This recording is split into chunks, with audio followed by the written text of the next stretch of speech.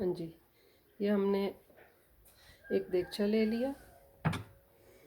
इसमें मैं थोड़ा सा ऑयल डालूँगी। बहुत ज़्यादा नहीं डालना, बस थोड़ा सा ऑयल डाल लें अंदाजे से, इस तरह से। इसको गर्म होने दें। ये सरसों का साग है जो बिल्कुल अभी ज़मीन से निकला ही है, जो बिल्कुल छोटा छोटा है। इसको अपनी ज़बान में हम पतरी कहते हैं और इसको लस्सी में पकाया जाता है।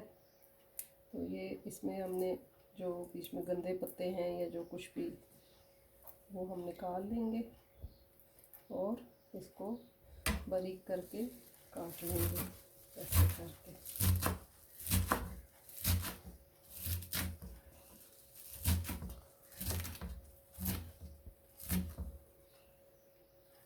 बीच में अगर कोई पीला पत्ता आए तो उसको निकाल लें।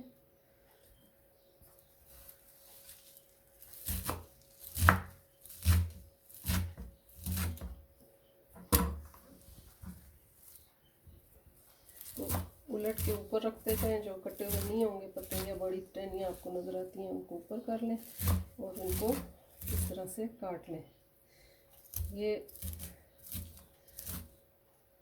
1 किलो साग है और इसमें से सफाई करके थोड़ा सा कम हो जाएगा, लेकिन यह कि तकरीबन आप 1 किलो का ही इसका एस्टिमेट रखें।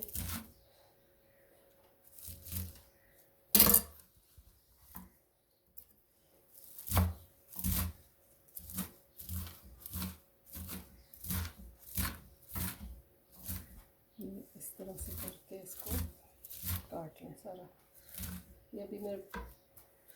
ये मैंने पहले से काटा हुआ है और ये अभी रहता है, तो ये मैं सारा काट लूँगी इसी तरह से, ठीक है। फिर उसके बाद अगली बात बता। अब ये सारा कट गया है, ठीक है, कट के फारग हो गई मैं। और इस स्टेज पे भी धोया जा सकता है, लेकिन बेहतर यह है कि आप इसको काटने से पहले अच्छी तरह से धो लें ताकि इसके विटामिन्स वगैरह जो है वो ज़ाया ना हो। अब ये सारा कट के तैयार है, इसको सारे को हम इकट्ठा कर लेंगे।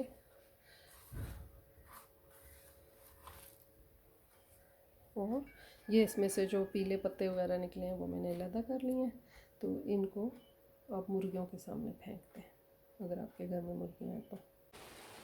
अब ये देखें, ये सारा इसके अंदर मैंने साग डाल दिया और उसके बाद इसको हम ढक देंगे थोड़ी देर के लिए, जितनी देर में ये साग जो है ये इस स्टेज पे साग के अंदर आप चमचा भी नहीं चला सकते। तो जैसे ही इसका वॉल्यूम कम होगा तो उसके साथ ही फिर आप आराम से इसको ऊपर नीचे कर सकते हैं। तो इसको अभी हम थोड़ी देर के लिए पकने देंगे, तकरीबन 5-6 मिनट, ठीक है। तब तक इसको मैं बंद कर यहाँ पर मैं ये स्टॉप करती हूँ।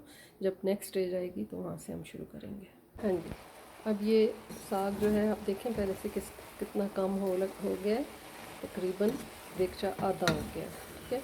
अब इसमें आप चम्मच चला के इसको ऊपर नीचे कर लें और इसमें बस आपने थोड़ी देर के लिए फिर इसको ढक दें ताकि ये मज़ीद अपने ही पानी में ये नरम होता रहेगा। इसके अंदर हम कोई फालतू पानी नहीं डाल रहे, ठीक है। ये बस इसी तरह से आपने करना है। ये देखें, जैसे मैंने आपको बताया था, टमाटर के छिलके नरम होकर अलग हो जाएंगे और इसको आप चिमटे के साथ पकड़ के यूँ अलग कर दें। इस तरह सारे छिलके आप उठा लें और साग में अच्छी तरह से चम्मच चला के उसको थोड़ी देर के लिए और ढक्कन दे के रख दें। उसके बाद ये 1 टीस्पून भर के डाल दिया है इसमें लहसुन पिसा हुआ और इसके साथ ही इसको आप सुरख कर लें।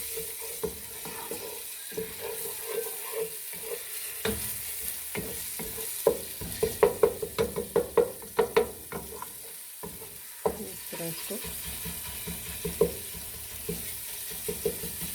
खोल दें ताकि ये अच्छी तरीके से सुरख हो जाए। और सुरख करते हुए आग बहुत तेज़ नहीं रखनी, नहीं तो लहसुन फ़ौरन जल जाता है। इसको इसी तरह से थोड़ा सा हल्का सुरख होने दें।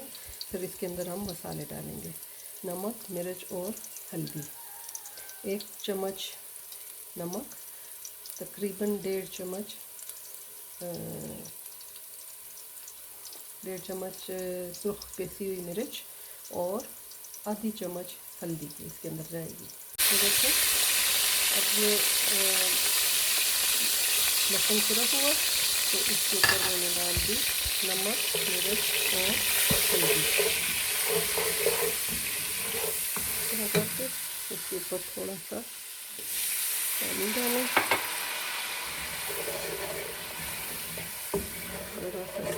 इसके अंदर ये अब 2 टमाटर आधे आधे करके इसको अब डाल दें।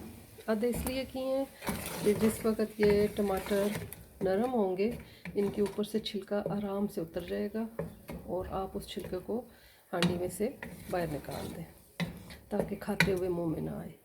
ठीक है, ये आपने इसको करके अब इसके अंदर मैं वो जितना साग कटा हुआ था वो सारे का सारा इसके अंदर डाल दूँगी और डालने के बाद ऊपर ढक्कन दे दूँगी ताकि उसका जो वॉल्यूम है वो कम हो जाए।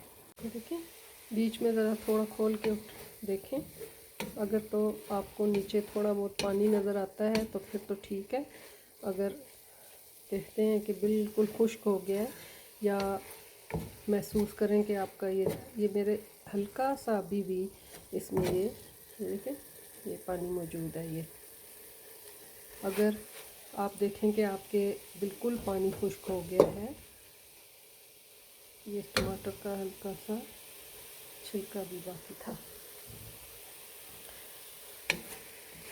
तो आप इसमें बिल्कुल थोड़ा सा ये देखें ये बिल्कुल प्याली के नीचे है पानी, इसमें से भी आधा मैंने इसमें डाल दिया।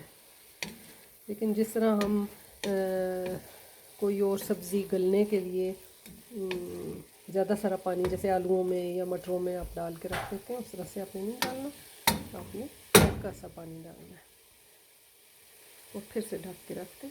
चूल्हे की आंच मज़ीद आहिस्ता कर दें।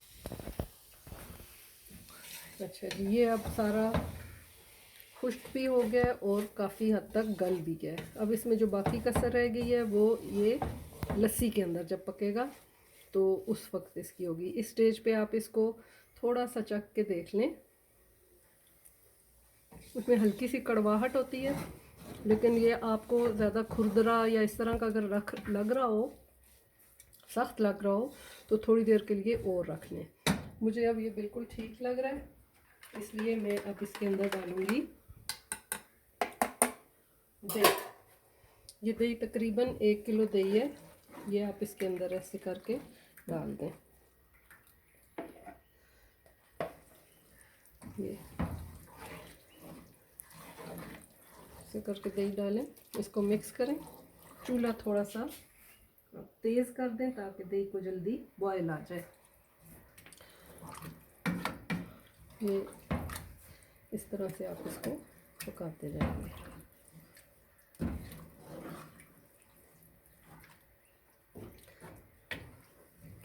इसको जितनी देर ये बॉयल आएगा इसको मैं तेज़ आग पे पकाऊंगी और साथ में इसमें थोड़ा चम्मच भी हिलाते रहें, अदरवाइज़ इसमें दही के फटने का डर होता है और अगर दही फट जाए तो उसमें ये होता है कि पानी एक तरफ हो जाता है और दही की वो फुटकियाँ सी एक साइड पे हो जाती हैं। तो इसका एक ही हल है कि इस दही को आप हिलाते जाएं। अगर आप इसके अंदर 1 आध चम्मच बेसन की डाल देते हैं तो भी वो सही रहता है, वो भी अच्छा रहता है। ना हो तो बग़ैर बेसन के भी आप इसको इस तरह से पका सकते हैं। अब मैं ये उस वक्त तक पकाऊंगी जिस वक्त तक इसमें बॉयल नहीं आ जाता। अभी ये ठंडा है, ठीक है। उसके बाद फिर मैं आपको अच्छा जी, अब ये देखें ये इसमें दही में बॉयल आ गया है। इसका जो दही का जो पानी था वो उबल रहा है, ठीक है। इसमें मैं चम्मच अभी तक चला रही थी।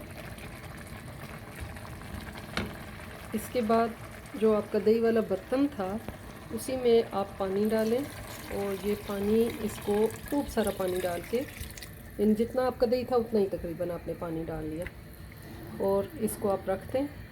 चूल्हा इस वक्त मेरा फुल फ्लेम पे है, और ये अब इसमें पकता रहेगा।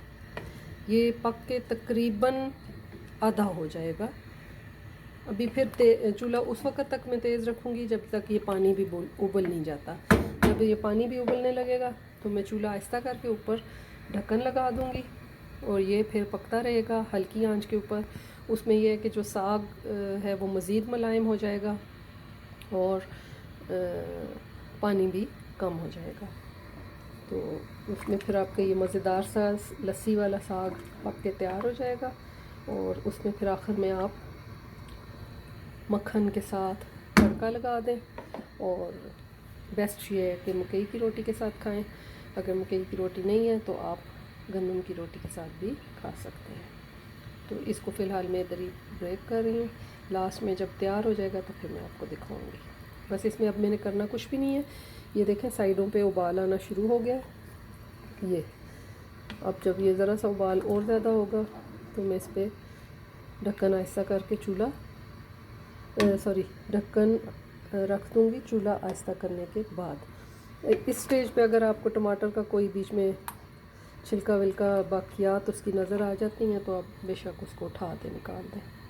ठीक है, तो ये आपका साग लस्सी के साथ तैयार हो गया है। तैयार तो नहीं हुआ, लेकिन यह है कि ये इसका आखिरी काम था। इसके बाद ये खुद ही होता रहेगा, पकता रहेगा। उसमें हमें कोई ज़्यादा तरद्दुद करने की ज़रूरत नहीं रहेगी। एंजॉय कीजिएगा, और ट्राई करने के बाद मुझे बताना है कि ये कैसा लगा आपको। थैंक यू, अल्लाह हाफ़िज़।